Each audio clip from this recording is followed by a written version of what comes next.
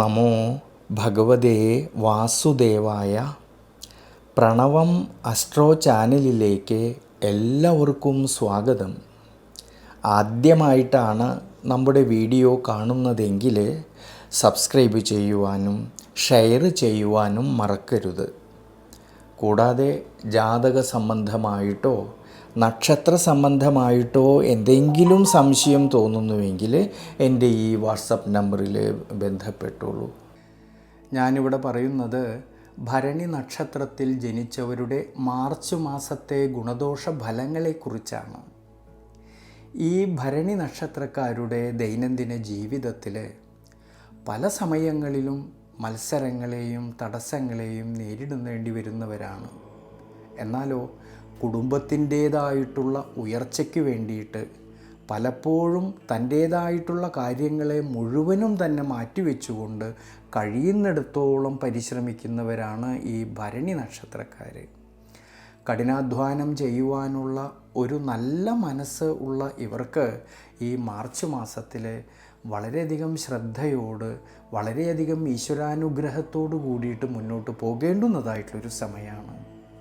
പൊതുവെ ഈ സമയത്ത് ജന്മരാശിയുടെ അധിപനായിരിക്കുന്ന ചൊവ്വയ്ക്ക് അനുകൂല സ്ഥിതി കാണുന്നുണ്ടെങ്കിലും ശ്രദ്ധിക്കേണ്ട കാര്യം ഏഴരശനിയുടെ കാലഘട്ടം ഈ ഭരണി നക്ഷത്രക്കാർക്കുള്ളതുകൊണ്ടും മാർച്ച് മാസം 15-ാം തീയതിക്ക് ശേഷം 5-ാം ഭാവനാഥനായിരിക്കുന്ന സൂര്യന് ദുരിതഭാവസ്ഥിതി വരുന്നതുകൊണ്ടും ചില സമയങ്ങളിൽ അനാവശ്യമായിട്ടുള്ള ചിന്തകൾ മനസ്സിനെ സ്വാധീനിക്കുന്നതിനാൽ നമ്മൾ എന്തൊക്കെ പ്രവർത്തികൾ ചെയ്യുമ്പോഴും വളരെയധികം ശ്രദ്ധയോടും വളരെയധികം ദീർഘവീക്ഷണത്തോടു കൂടിയിട്ട് ചെയ്യേണ്ടതായിട്ടുള്ളൊരു സമയമാണ്.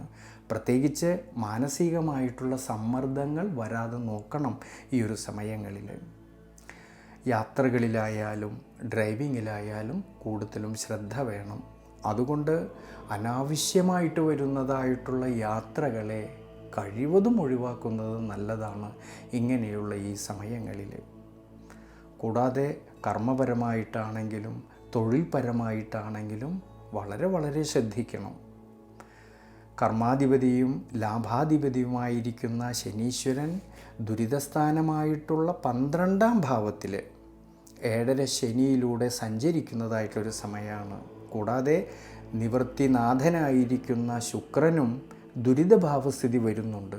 അതുകൊണ്ട് തൊഴിൽപരമായിട്ടോ കർമ്മപരമായിട്ടോ എന്തെങ്കിലും വിഷമതകൾ വന്നാൽ ആത്മവിശ്വാസത്തോടു കൂടിയിട്ട് ദീർഘവീക്ഷണത്തോടു കൂടിയിട്ട് ഈശ്വരാനുഗ്രഹത്തോടു കൂടിയിട്ട് അതിനെ അതിജീവിക്കുവാനുള്ള മനോബലം വേണ്ടുന്നതായ സമയമാണ്.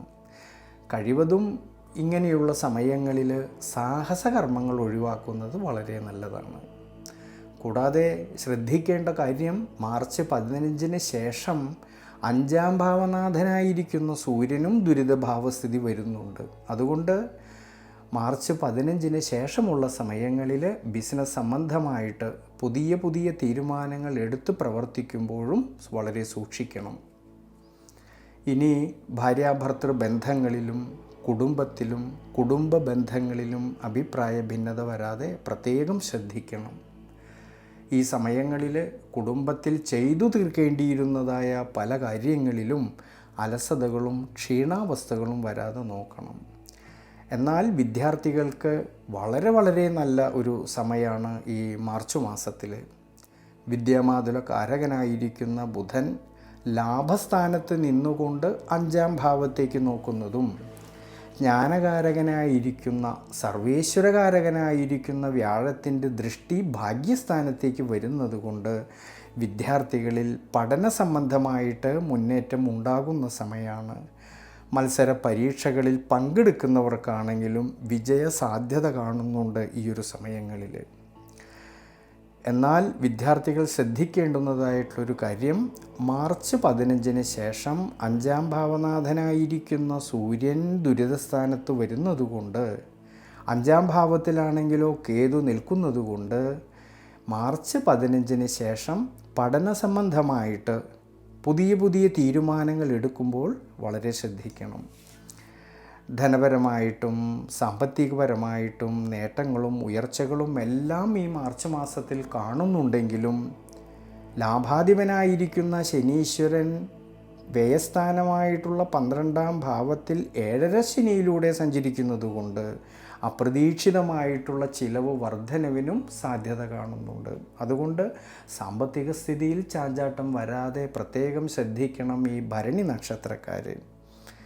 അതുകൊണ്ട് ഈ മാർച്ച് മാസത്തിലെ ഭരണി നക്ഷത്രക്കാർ ശനീശ്വര പ്രീതികരമായിട്ടുള്ള വഴിപാടുകൾ ചെയ്തു പ്രാർത്ഥിക്കുന്നത് വളരെ നല്ലതാണ്.